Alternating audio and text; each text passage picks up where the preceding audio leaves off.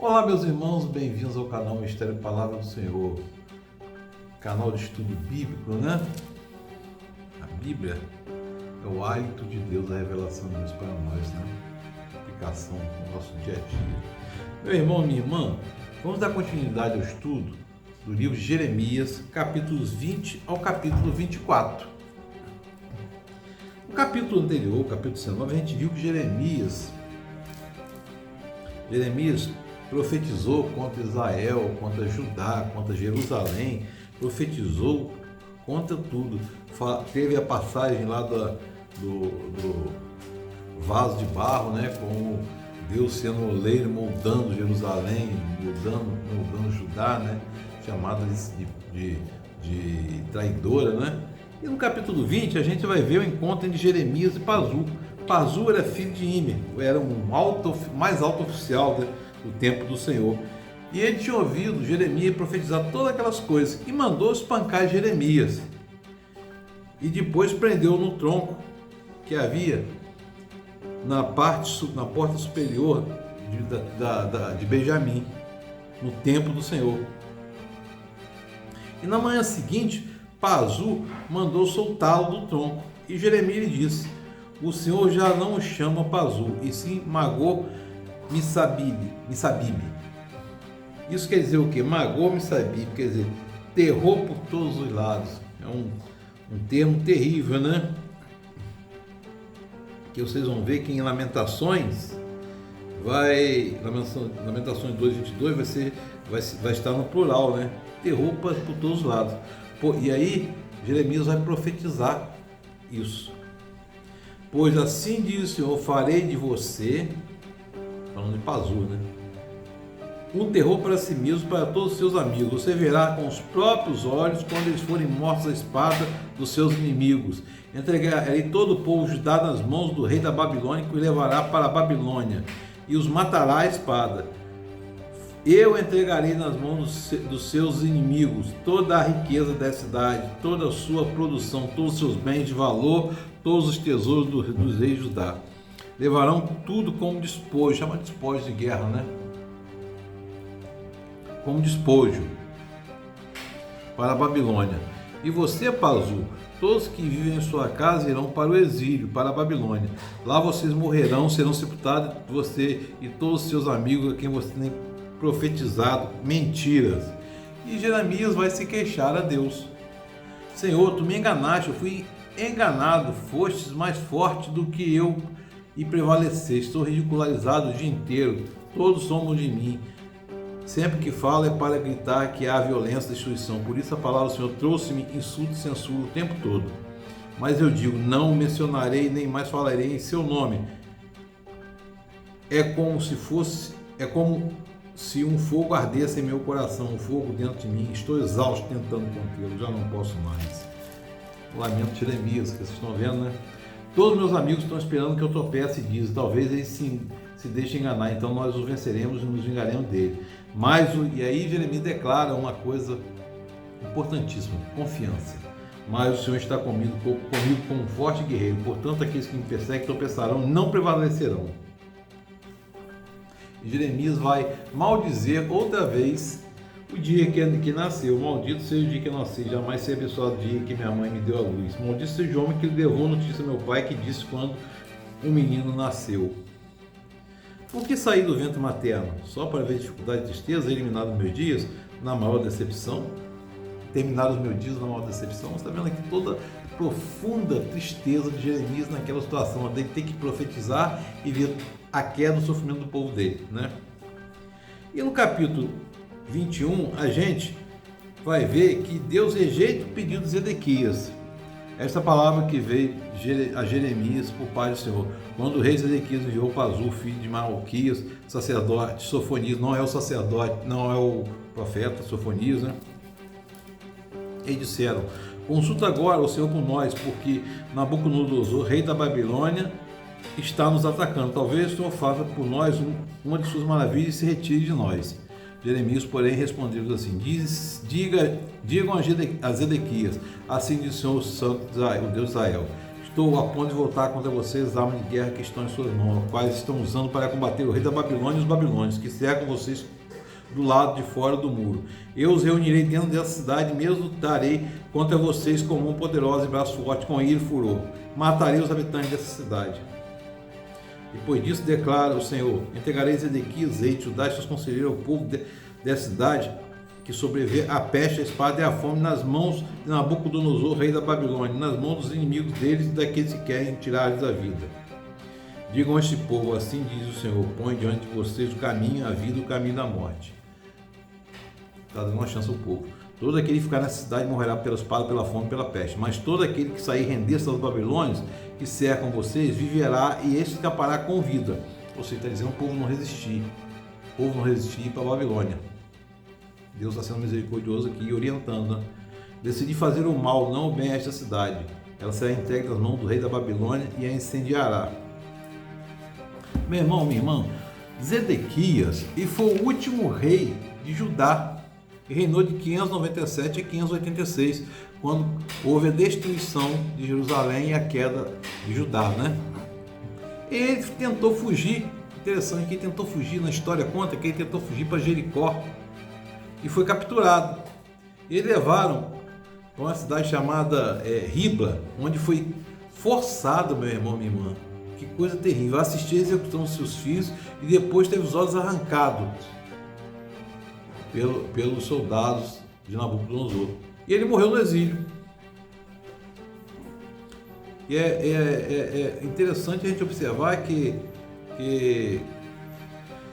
todo o contexto que Jeremias pregou estava se cumprindo, né? Estava se cumprindo.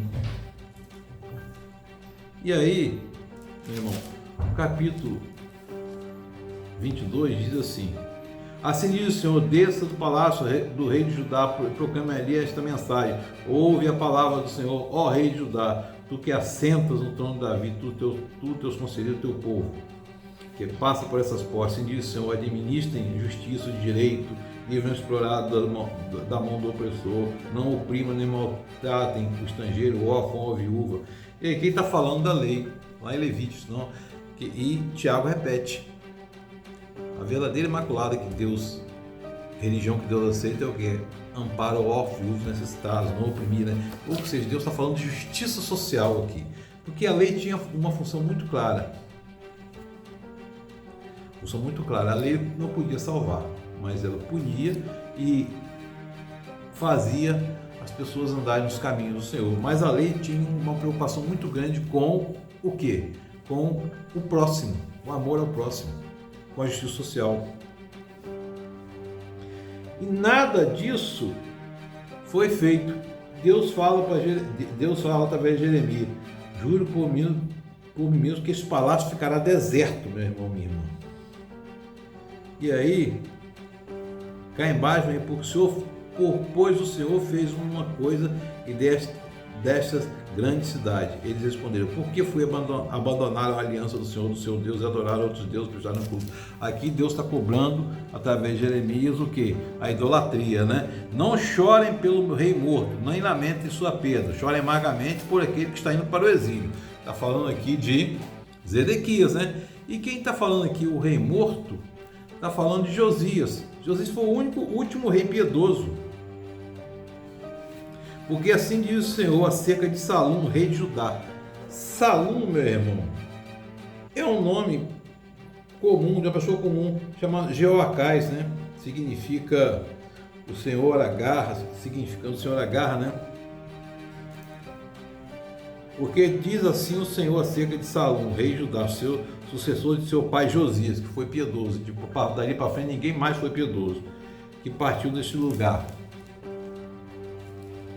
Ele jamais voltará, morrerá no lugar onde levaram o prisioneiro, não verá novamente essa terra. Meu irmão, minha irmã, e aqui a gente vai ver que Josias, ele morreu na batalha contra os egípcios, quando o faraó era Neco, né? O faraó era Neco.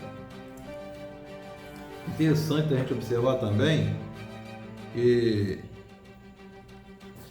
depois que Josias foi morto, todos os reis de Judá caminharam e ouviram aquela palavra, fizeram aquilo que o Senhor reprova. Interessante a gente observar isso. O capítulo 23, irmão, minha irmã, é um capítulo que é mais ameno e ele vai falar da esperança messiânica. Ai dos pastores que destroem e dispersam as ovelhas do meu pasto, diz o Senhor. Portanto, assim diz o Senhor Deus Israel, os pastores que tomam conta do meu povo. Foram vocês que dispersaram e expulsaram meu rebanho e não cuidaram dele, mas vou castigar vocês pelos seus maus procedimentos. É aqui uma responsabilidade muito grande, está falando aqui dos que cuidam das ovelhas. Aqui está tratando pastores como líderes, como reis, como líderes religiosos no dia de hoje, e que pregam uma palavra. Às vezes, por que a gente precisa estudar a Bíblia? Porque uma palavra ouvida errada, entendida errada, explicada errada, pode fazer você se desviar do caminho. Então é preciso atenção. E aqui Deus está falando através de Jeremias, nesse contexto aqui, para os pastores que cuidam. E aí vem falando lá depois, dias virão, declara o Senhor, em que levantarei para Davi um renovo justo. E aí ele fala, o Senhor é nossa justiça. Fala um ai aqui acerca dos profetas mentirosos, condenando as profecias mentirosas, aquelas profetadas que já existiam naquela época, assim como existe hoje, né? Fora da Bíblia não tem profecia, as profecias estão na Bíblia, meu irmão, minha irmã. A revelação está toda aqui. Cabe a nós, por iluminação do Espírito Santo, o ato profético, propagar a palavra e entender a palavra. E cabe aquela pergunta de Filipe ao eunuco: entende o que lês? Por isso que é importante estudar a Bíblia. Meu irmão, minha irmã. E aí, fala dos profetas de Samaria, né, que era a capital do Reino do Norte, foi destruído pela Síria na época, né? Vi algo repugnante, eles profetizaram por Baal e desviaram Israel, meu povo. Ou seja, profetizaram por um pedaço de madeira, por um nada. Quando você comete idolatria, você está tirando Deus do centro e colocando outra coisa, né? E aí, tem no capítulo 24, tem a visão, Jeremias tem a visão de 2 cestos de figos. 2 cestos de figos postos no templo do Senhor.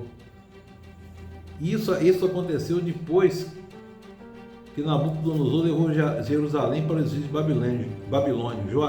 Joaquim, filho de Joaquim, rei de Judá, os líderes de Judá, os artesãos e artífices. Levou todo mundo, né? Primeiro ele levou a nata, levou a classe dominadora, pensante, levou os soldados, trabalhadores, por último levou o povo, né? É uma estratégia. Você leva o líder, quem vai comandar? Né? E aí viu lá que tinha um cesto que continha muitos figos bons que amadurecem no princípio da colheita. E eu pergunto, o que está vendo Jeremias? Jeremias falou, figos são bons, muito bons, e os outros são ruins, muito ruins. Então o Senhor me dirigiu a palavra dizendo, assim diz o Senhor, o rei, o Deus de Israel, considera esses figos bons os exilados de Judá, os quais expulsei deste lugar para a terra dos Babilônios, a fim de fazer-lhes bem. Ou seja, quando Deus permite o exílio babilônico do povo, dos exilados, e fala lá para que eles se casem e trabalhem em prol do local e cuidem da vida lá, tenham filhos lá, ele está dizendo que está fazendo o bem. Apesar do sofrimento, é um bem. Olharei favoravelmente para eles, os trarei de volta, porque vai levar, eles vão aprender, mas aquele tempo de sofrimento vai passar e vai trazer aqueles de volta. E os edificarei, não os derrubarei, e os plantarei, não os arrancarei. E eu lhes darei um coração capaz de conhecer-me, de saber que eu sou o Senhor. E aí, os outros figos ruins e indagáveis, diz o Senhor, assim lidarei com Zedequias, rei de Judá, com os seus líderes sobreviventes de Jerusalém, tanto quanto permanecem nessa terra como os que estão no Egito. Tornarei objeto de terror e de desgraça para todos eles, para onde quer que eu os expulse, servirão de afronta, servirão de exemplo, ridículo e maldição. Que coisa terrível, né, meu irmão, minha irmã? Aos considerados idólatras, iníquos, que Deus não trata todo mundo igual no pacote só, não. Deus, ele sabe a diferença, Deus, ele vê o sofrimento de cada um, o coração de cada um. Mas aquele povo responsável pelo desvio foi tratado de forma ridícula, tratado com um figo ruim, meu irmão, minha irmã. Então, que a gente ande sempre nos caminhos do Senhor e tenha sempre no coração posto a cruz de Cristo, que sangrou para nos salvar. Que o Espírito Santo de Deus esteja sobre nós. Amém.